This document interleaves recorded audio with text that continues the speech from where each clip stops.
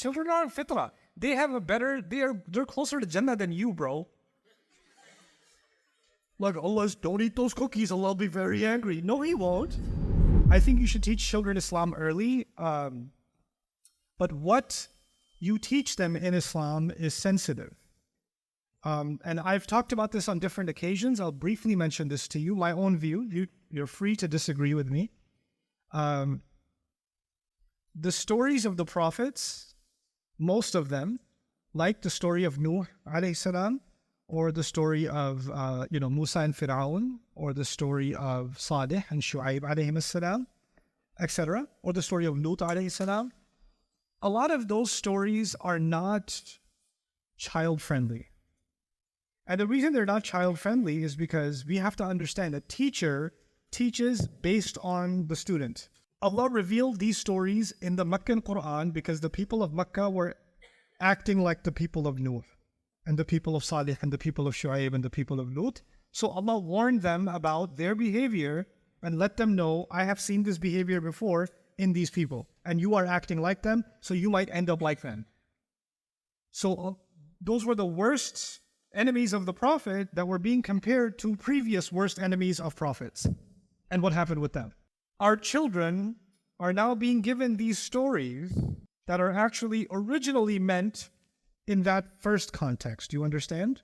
So kids need something else. Kids need a message of how much Allah loves them, because He does.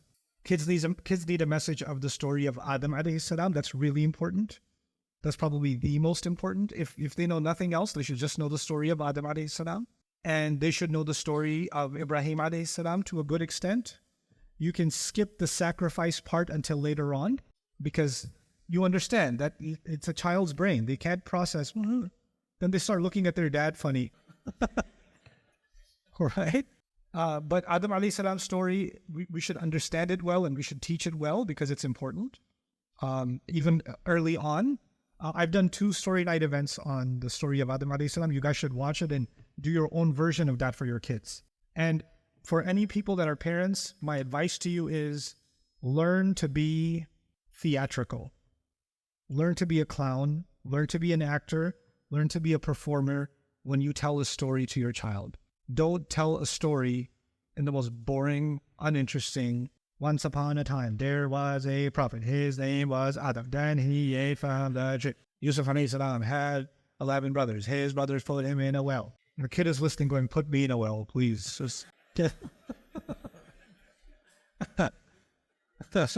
So yeah, I think that some stories of the prophets ﷺ, and then basic manner, but no mention of punishments. Children are on fitrah. They have a better, they're closer to Jannah than you, bro.